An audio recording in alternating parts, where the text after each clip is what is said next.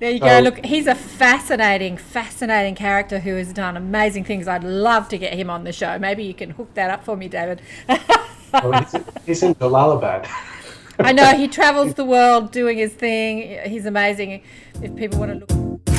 You're listening to KAren Swain, teacher of Deliberate Creation, accentuating the positive, showing you a way to a better life. Accentuating the positive, it's not just fad, it's sanity. Who in their right mind would accentuate anything else? Clap along if you feel like that's what you want to do. We're on. Hello, welcome to Accentuate the Positive Media. I'm so delighted to present David Hirsch, who's with me, who has been a barrister for a very long time, a few years, David, 30 years or so, and Definitely. Is the chair of the Sydney Peace Foundation. You've been involved with the Sydney Peace Foundation since 2003. If for people that don't know exactly what the Sydney Peace Foundation is, would you like to tell us, tell those people what exactly the Sydney Peace Foundation is? Sure, Karen. The Sydney Peace Foundation is a foundation of the University of Sydney. So we were created from a department called the Centre for Peace and Conflict Studies. And we were originally created for the purpose of putting on events, awarding the Sydney Peace Prize, and trying to get some support for the Centre for Peace and Conflict Studies. But we're an independent foundation. We're not the same thing as the centre. And over the years, we've become a bit of an event. We've become part of the city of Sydney's intellectual firmament. And, our task is really to bring interesting and important peacemakers and peace builders and peace thinkers to Sydney so that we can sort of have a week of talking about big issues rather than real estate and cricket. We've been doing that pretty successfully for the last 17 years. You have indeed, and there's been some amazing people that have been awarded the Sydney Peace Prize. I was very involved with the Sydney Peace Prize last year because I put on a Peace Day festival in Sydney with Deborah Shepherd from Embrace Life to celebrate International Peace Day, which is a global phenomenon on the 21st of September. And last year's Sydney Peace Prize was awarded to Julian Burnside, who is a solicitor and a barrister, and he talks a lot about the plight of asylum seekers. That was fascinating. How do you come to choose the people that are awarded the prize? Oh, that's a really good question. We have a jury, usually 7 members. Some members are from the Sydney Peace Foundation executive, others are external members, and we get nominations through the course of the year. That we have nominations open for several months, and then the jury sifts through these many nominations and basically vets them. We research every one of them. We talk about them amongst ourselves. There's 3 or 4 meetings, and we just keep narrowing down the field to find that year's winner.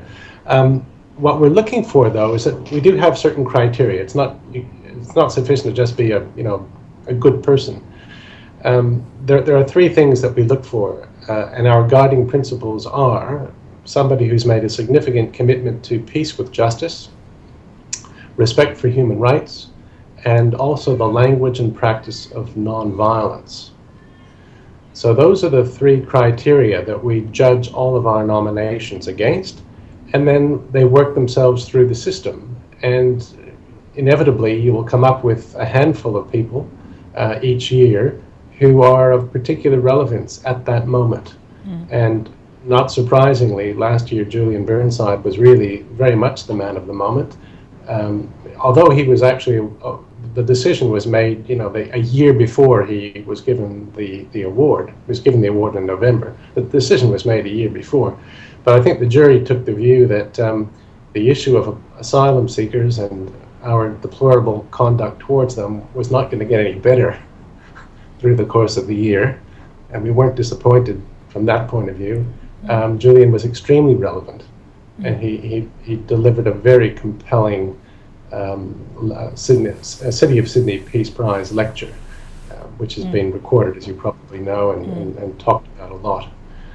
So that's how he came to be chosen. He was the right person at the right time, and he was selected out of a field of 30 or 40 nominees from around the world. I know you've had some amazing people that you've awarded the prize to. Mary Robinson, obviously Archbishop Desmond Tutu, Xavier now Gusmao, I don't know how to pronounce his Gusmao, and Professor Muhammad, William Dean Yunus.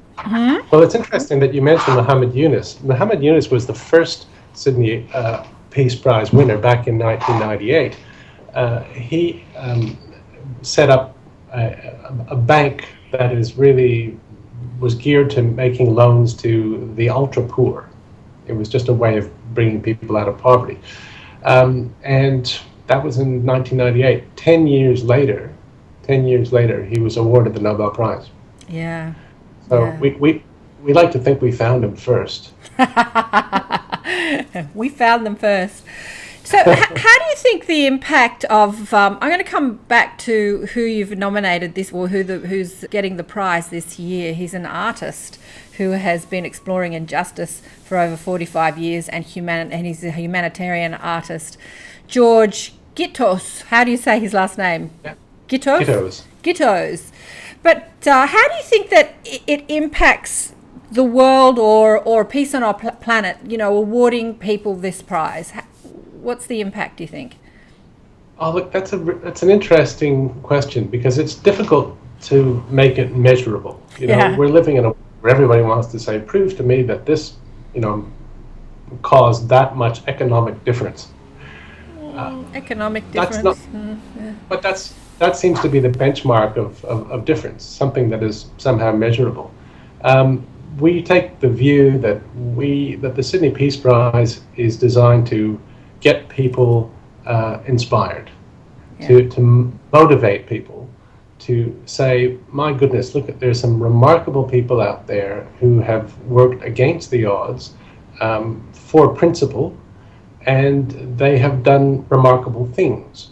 Each of the people who we've awarded the prize to, has a history of accomplishment, and there's a significant prize money that goes with this prize. It's a $50,000 prize, and the money gets applied to the good works of these people.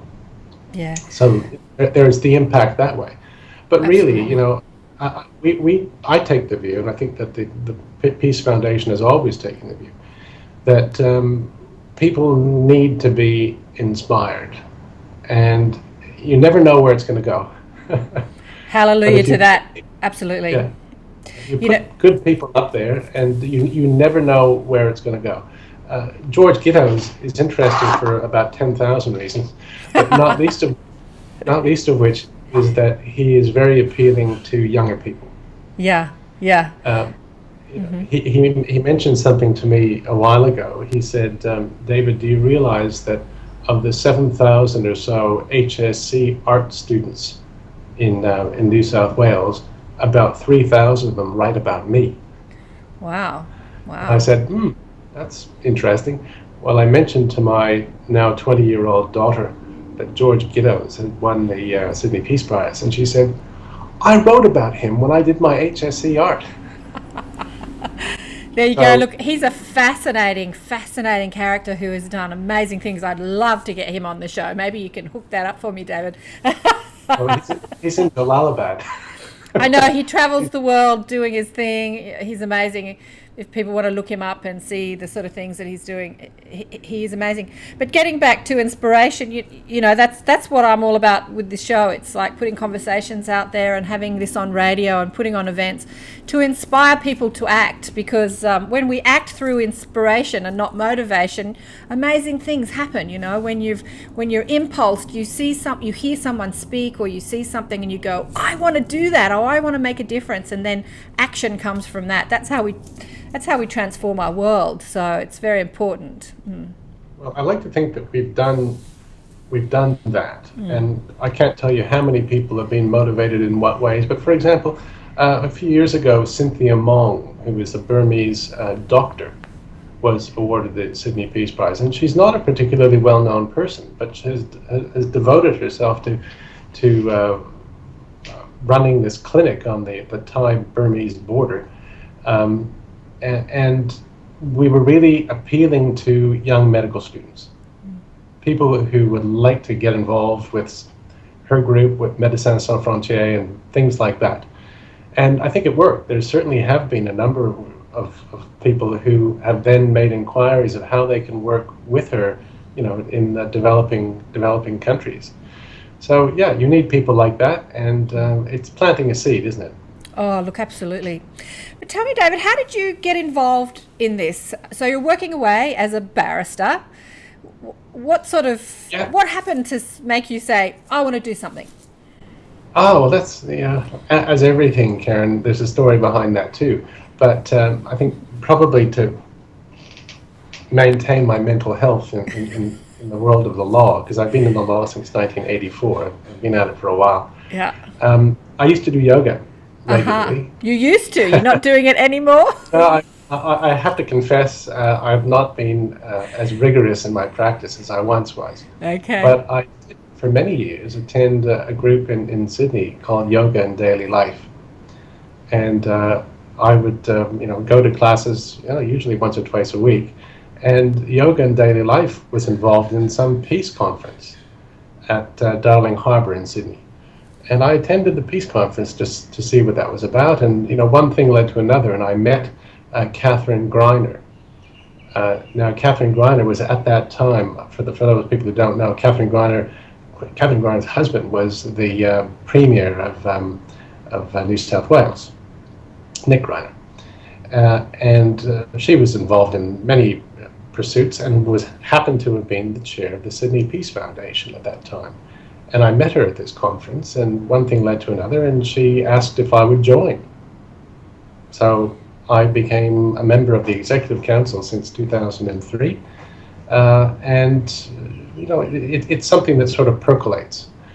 And I've always wanted to do socially aware things. In my practice as a barrister, I work in a very particular field. I do medical cases, and I work pretty much exclusively for the injured patients against the establishment, basically, against doctors and hospitals, who were a formidable opponent.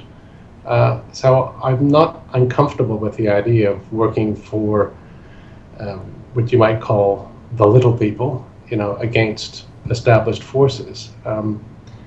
And I enjoy that, and I've been doing it for a long time. So I think I've always been sort of congenitally wired to take on what I perceive to be just causes. And the fact that it's difficult doesn't trouble me. I think we should be awarding you the Sydney Peace Prize, David. But tell me, how has it changed you being involved? Look, I've met some remarkable people. Absolutely. Having been involved in this organization for, since 2012 years now, or more. I'm into the 12th year. I've met all of the prize winners, and you cannot help but be, affected by hearing their stories. It's not just a question of listening to the lectures, but you get to meet them socially and spend some time with them. And, each one of them has a unique personal journey that they've been through to bring them to the point that they were at. For example, Julian Burnside. Julian Burnside used to be the barrister to the conservative corporate end of Melbourne. And he still does corporate work. It's not as if he has jettisoned that work, but he decided through a number of experiences that he had involving asylum seekers and also some other work that he had done, that social justice was a calling for him.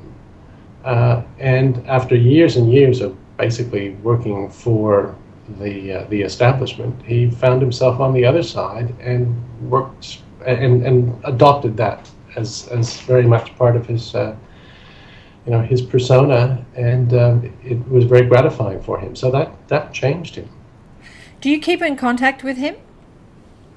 I do, actually. I've had some, infrequent contact, but yes, actually, Julian and I have been in contact with each other. How has it changed him being the recipient of the Sydney Peace Prize? Well, he's been the recipient of a lot of prizes, right, Julian, in the last few years. But he made a point of saying that the Sydney Peace Prize was the most significant award that he has ever received, which was very gratifying for us, obviously. Fantastic. And obviously the foundation is a labour of love for all involved, and it takes up a lot of time. So kudos to you. I just can't stop thinking about, the barristers doing yoga. I think we need more yoga in the courts, actually. Well, you may be surprised to hear this, but here at the Bar Association, we actually do have a regular yoga class. Yay! What about meditation classes? I think that's part of it. Good. I tell you what, things they are changing in the corporate world. So you've been obviously in I've never been in the corporate world, so I don't know, but I do see from afar. Do you think issues like peace and consciousness and going within and personal growth, do you think that that's shifting inside the corporate world in the... It is, I think, and here you're getting into some, of my own little ideas. I can't speak for anybody else. These are really, my own. But, the points that you make are, of course, relevant on an individual level. There's a lot of people who are moving into, a more spiritually aware lifestyle. And, there are people in every walk of life. So you shouldn't be surprised to hear that there are people in the corporate world who have gravitated towards spiritual things. But perhaps more relevant is that I think that businesses are beginning to realize that if they alienate the spiritual, if they, through their practices, they put off, people who, are inclined to, social justice causes and spiritual development, if they're seen to be alien to them, it's not good for business. Yeah. And I think a lot of these businesses actually want to be seen to be, not aligned to, but supportive of that new way of thinking and that youthful way of thinking. And that's a good thing. It doesn't matter what their motivation is, really. If they get behind supporting this kind of, cultural change, more power to them. More power to them. It's brilliant. It's brilliant to hear that. I before I even entered the corporate world, I did a massage course, and the people that were teaching me had been in the corporate world climbing that ladder, and they just were so stressed all the time that they had this complete change in what they did and decided to do massage and then teach people how to massage, therapeutic massage. And that was when I was very young, in my early 20s. So I saw that straight away and thought, well, maybe the corporate world is not a good idea because everyone's so stressed all the time. And I think that that's what brings people to a yoga practice or a meditation practice or a spiritual practice. And once you get in touch with your center, then it's only natural to want to reach out and help others, I find, anyway. What do you think? I think that's probably right, but perhaps an even more interesting question is, why were they so motivated to climb the greasy pole to begin with? This is a very good question. I think I can tell you that the situation for many people who are involved in the law is that they see this as a potentially lucrative business. Yeah. And it certainly can be for some, but there's a huge attrition rate. But what people may be motivated to get into law for is because it happens to be, a potentially good lifestyle. But then when they get involved in the actual practice of it, particularly when you work in large corporate type firms, many people see themselves as a cog in somebody else's wheel. And it takes, years and years to move up, and I think that there's a reevaluation of their motivation. It's interesting that, and this is a point that I've often mused about, the the big firms, and this is not just in Sydney, this is across the world. I mean, the large international successful law firms cherry pick the best and the brightest, coming out of law school. By that I mean those with the highest marks. Grades. Yeah. But just because you have the highest grades certainly doesn't mean that you're going to be a particularly good lawyer, because one really has very little to do with the other. Yeah. But those firms have sort of captured that high-end achiever market. And one of the problems, I think, is that when you work in the plaintiff's field, which is what I'm working at, the people who get into plaintiff work are generally not the people who have been selected by the big firms. The high-end law firms, yeah. That they're people who may have more life experience. They may be a little older. They may have, a desire to sort of help people, more than become successful lawyers. I don't know. I mean, curiously enough, I was actually recruited from, to a very big firm when I was in Canada, which is where I'm from originally, because I actually did have good marks. There you go. But I ended up saying, this really isn't for me. I didn't have anything against the people that I was working with. I was very friendly with them, but it just didn't sit right with me. And I ended up coming to Australia in 1989. I actually had a scholarship to study at the University of Sydney, and my life completely changed because I got off that ladder. Yeah. And I think now there are some very, very capable plaintiff lawyers, and that's just part of how the landscape of the law has been formed. But whether they're plaintiff lawyers or defense lawyers, I think there is a spiritual awakening across the board. And I have to tell you, I think that certainly in my area, I find that people have become a whole lot less aggressive. Really? How so? Look, I think historically, particularly in my area, because I do medical law, it was very much an us and them attitude. I think there was a huge amount of defensiveness on the part of the medical profession. And they fought tooth and nail, and I think that has actually changed. I think that the people who are now in that area see the value of appropriate compensation to people who've been injured, and are not fighting for the sake of fighting so much anymore. And certainly in my particular area, because it's a small pool of people who specialize in medical law, there's a great deal of mutual respect. Right. And we get along much better with each other than we did 10 or 15 years ago. Mm-hmm. And I think the outcomes are actually better for the clients, for the injured people.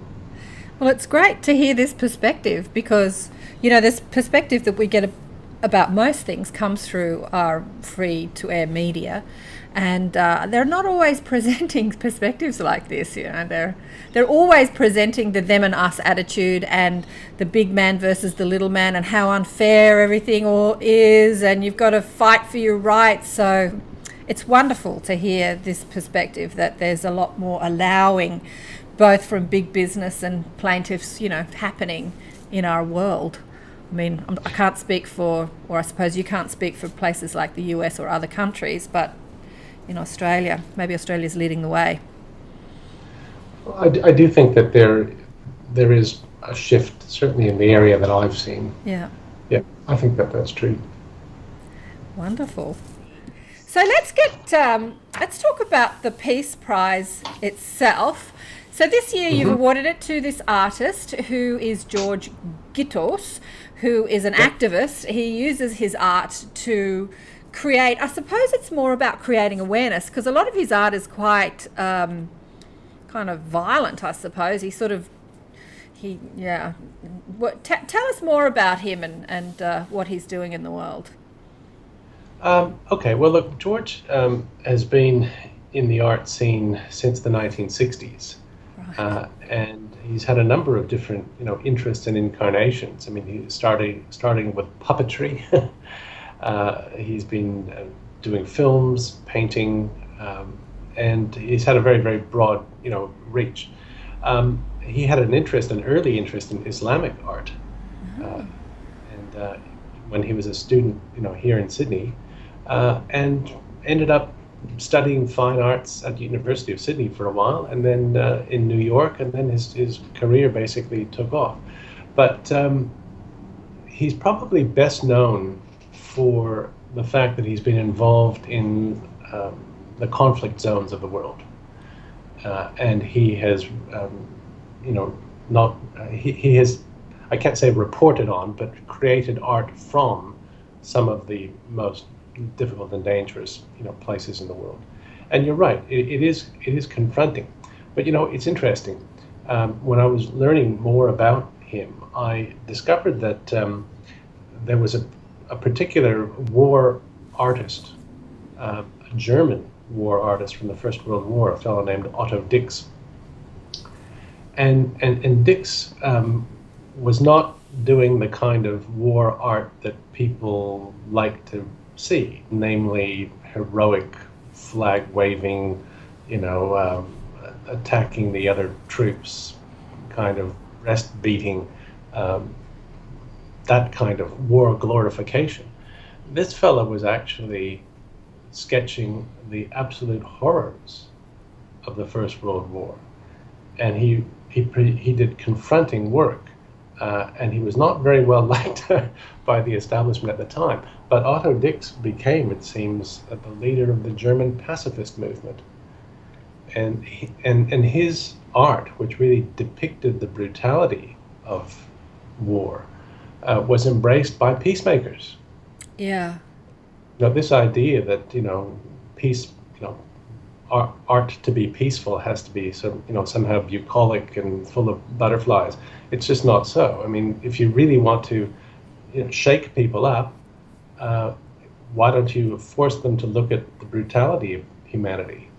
And that's exactly what Otto Dix did. And I think that that's very much what Gittos is on about. Yeah. So it's almost like let's just show you what a bad idea war is. Could we just illustrate that more? Show the horror, people showing the horrors of war, because obviously the people that create war think it's a good idea. And maybe these artists are saying, can we just show you how it's not a good idea? Can we just show you how horrendous it is? And so I suspect that sort of illustration of the horrific, the atrocities, gets people like the peacemakers in action. But coming from a law of attraction, deliberate creation perspective, I understand that you cannot scream no at something and have it go away. You have to find the vibration you're looking for. So being angry and upset about the atrocities that are happening in our world doesn't actually help them go away. So it's interesting. True. It's interesting So you might ask yourself, what is really the motivation behind this work? It is not just a shout into the dark. It's not just it's not a Munchian scream. That's not what the objective is. There's a compassion dimension to Gittos, and Gittos will say that is really his motivation. Okay. Is to bring compassion, to force the viewer to share in the pain of others. Empathy. Yeah. So it isn't just a tableau of horrors. There's much more to it than that. He sees good in people. He sees humanity, and he depicts that humanity. And people, either pick up on it or they don't. But there's no question that a lot of his painting is confronting that way. Yeah. But he's very compassionate as a man, and I think that his overarching motivation is to engender a compassion for others in the viewer. So that's just some comments about his sort of what some people have called a war art, but it's probably a misnomer to describe it as war art. It's the art that's born of conflict, but it's certainly not a glorification of war in any way. But more recently, he's been a filmmaker. He's made a number of very interesting films, and his most recent film is something called Snow Monkey, which will be just did its Australian premiere at the Melbourne Film Festival just, I think, a month or two ago.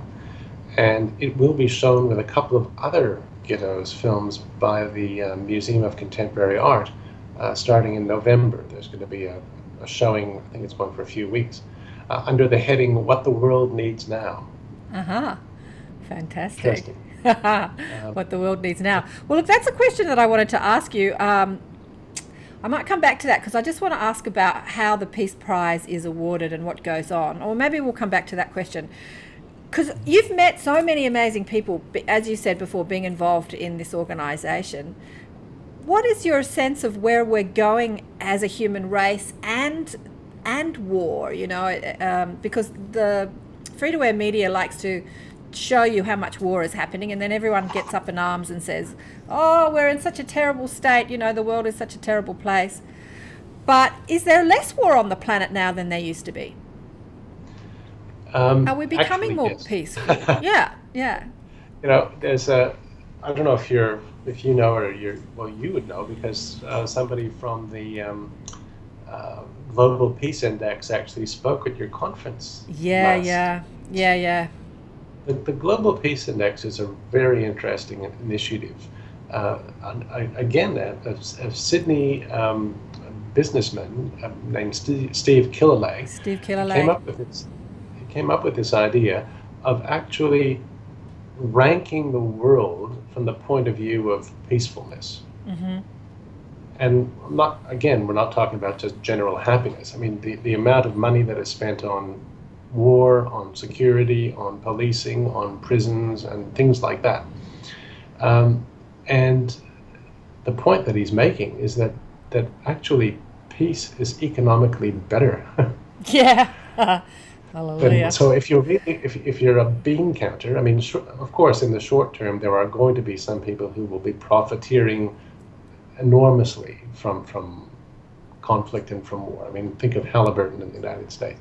Think of the people who have the contract to run Manus Island. I mean, there is money to be made in maintaining, you know, this state of conflict and conflict readiness. But overall, if you take a look at the statistics, there are fewer wars on planet Earth, than there were before. But you're quite right; you'd be forgiven for thinking it's the opposite, because the free-to-air media, the diet of the media is conflict. People actually like conflict; they eat it up, you look skeptical about that, but I think. Well, I think Facebook and places like that have proven that actually people like love too. They like cats and dogs doing cute things. You know, they like love too. They like to be uplifted. They like to be inspired. I think that's an old paradigm of the media that says people want the drama, and that's, I think that, you know, they don't. They don't. I think I've got to agree with you on that. I mean, I'm amazed that social media has really sort of taken over where free-to-air media, you know, has left off. I mean, if you really want to get the pulse of what people are thinking, you can actually find out what they're thinking. Yeah. Because they're so prolific about telling you what they're thinking at any, you know, given moment of the day. Well, Mark Zuckerberg is the man to ask, because he celebrated the 1 billionth Facebook person the other day. 1 billion people on the planet are on Facebook. But anyway, sorry, go on, David. Yeah, but there are, as with all things, I mean, there's upsides and downsides to everything. I mean, social media is a great way of, you know, bringing people together and broadcasting ideas. It's not necessarily the best way of developing or I'm trying to think of the right word here for you, but I mean, there are some deep and dark ideas that cannot be explored, you know, in 160 characters. You have to on Twitter. you can't. It just doesn't work that way. I mean, if you really want to get people thinking, you've got to get them reading. You've got to, and if you want to get them thinking about people, in other words, if there's a desire for leadership, then you have to have credible leaders who have a message that is worth listening to and being spread. I'm concerned that there's an old saying, there's a difference between a thought and an opinion. Okay. It's not the same thing. Okay, let's explore that. What's the difference between a thought and an opinion? Well, an opinion is something that may be true for you, but may actually not be may not actually be true in any real sense. Think of it this way: what worries me is that so much of what passes as news today is other people's opinions. Well, exactly, and then you take on other people's opinions. You actually haven't thought about it. You've just said, yeah, they're right, I share their opinion. It's not really something you think about. I hate to be a barrister about this, but I rest my case because you've just made the point. You haven't really thought about it. Yeah. You have an opinion, but you haven't really thought about it. Yeah. So thoughts are not the same thing as opinions. So, and I think that so much of social media is people providing you with the benefit of their opinions on things. But what we really need is more thoughtful dialogue about things. Hopefully, the Sydney Peace Prize gets people thinking. And of course, we use social media, but we use social media to try to get people to think about larger issues. And we at the Sydney Peace Foundation, of course, provide links to places where people can get more thoughtful insights into things. So the Sydney Peace Prize, it's in its 17th year, is that right? Yeah. And have you found that the interest in it is expanding, or is it been slow? Because having explored peace intimately last year with the Sydney Peace Day Festival, I found that getting people interested in that conversation around peace, I come from like the New Age spiritual community, and they're all talking about it, but other people not interested really, because the war is not in our backyard. And so we came from a perspective of it's about inner peace and getting out of the stressful mind and finding the joy within. So that's the perspective that we came from in a place like Australia or Sydney. It's not, we're not confronted with war so much in this country. So have you found that people are interested and it's expanding? You've hit on a very sensitive point, Karen, for this reason. I do that. Peace is a hard thing to sell. Uh-huh. As a product, it is a hard thing to get people motivated behind, because it's basically an idea. People want to see results. People are prepared to align themselves behind something that actually has demonstrable results, one would think. But as an idea, it's very hard to go around and try to get people to support the idea of peace. Having said that, when you turn it into issues like justice, like human rights, like nonviolence, you'll actually find that a lot of people, and I think particularly now young people, are motivated by that. Yes. That there are young people who want to say, that matters to me. Nonviolence matters to me. It's not just the notion of peace. It is nonviolence, respect for human rights, issues of social justice. People actually do fall behind that kind of cause. And one of the things that we are doing at the Peace Foundation quite deliberately is we're focusing on the younger generation. Yeah. Mm-hmm. Mm-hmm. So many of the great peace builders of the past, and if you take a look at the gallery of people that we've had as winners, are older people, and they are perhaps more relevant to an older crowd. William Dean. I have the pictures here in front of me. You probably have the same thing, but those are all the Sydney Peace Prize winners for the last 17 years. But by and large, you're dealing with people who cut their teeth in the world of social justice in the 60s and the 70s, and are being recognized for the hard work that they've done. But where do young people fit into that? How do young people take that message on board. I mean, that's, the longevity of the Peace Foundation and the whole mission is only going to continue if we get new blood, if we get young people motivated. And part of the reason why Gittos is the good choice that he is that young people love him. Yeah. He did the artwork. He did the artwork for the Big Day Out years ago. Go Gittos. Oh, yeah. So you're awarding him the prize in November here in Sydney, in a big. How does it work? When did he receive the prize? I mean, how does the whole structure work with the Sydney Peace Prize? Well, he was told early this year that he had been chosen. Okay. But the deal is that it's not. There are no free lunches, Karen. There are things that have to be done, and the principal thing that all Sydney Peace Prize winners have to do is they deliver what we call the City of Sydney Peace Prize lecture, which takes place in the town hall. And this year it will be on the 10th of November, which is a Tuesday. And it's a public lecture. Tickets are available at Ticketek. They're not real pricey. There's special prices for students. There's actually been a lot of interest in this already, even though tickets have, we've only just started advertising with any,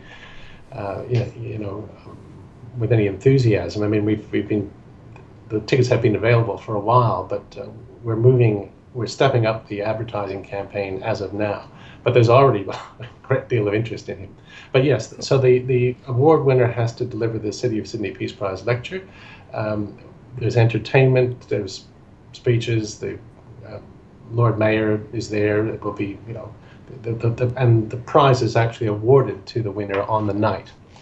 And then there's a reception afterwards. This year we're having a dinner at the Hilton Hotel just across the street from the town hall. And you can get tickets for that as well. That will probably, in fact, it will almost certainly sell out. So if you're interested in that, you've got to get your tickets for that. Gittos will also be making a number of media appearances through the week. And on the Friday, he will be attending the Peace Day at Cabramatta High School. Cabramatta High School has been involved with the Sydney Peace Foundation for many years. It's a remarkable place. I mean, it's got, more than 100 language groups. And it is really the melting pot of, the world in Western Sydney. And the Peace Prize winner always gives a talk there, and there's always a big reception. It goes, through the morning there. But that's a very big deal, and one of the most enjoyable parts of the Peace Prize week. The Peace Prize winner will be having some private or, some smaller events at the University of Sydney and elsewhere as well. So they have to work for it. Yeah. Well, kudos to all of you. And how can people, so if people want to find out more about the Sydney Peace Foundation, it's sydneypeacefoundation.org.au. And obviously it's all volunteer based. Maybe there's some people out there listening to this and they're like, I want to get involved. How can they get involved in the organisation as a volunteer? Well, I mean, the one thing that we need, everybody in this space of social justice needs this, is we need funding. We do get some funding from the City of Sydney, but basically we rely on the funding of individuals to let us continue to award the prize, and we want to put on more and more events. It's a non-profit, as you say, and we're pretty much, I mean, everybody on the council pretty much is a volunteer. We have a couple of permanent part-time staff, but we definitely need financial support. And I think that we're an attractive commodity now. I think that we are reaching a very wide audience, and we have a message worth spreading. And there are people, I know that there are people in the corporate world and the philanthropic world who want to be aligned to the kind of work that we do, and we would be very, very grateful for any support from them and of course from individuals. But the best you can do for us is, come along to the lecture and come to the dinner and buy a ticket. And buy a ticket.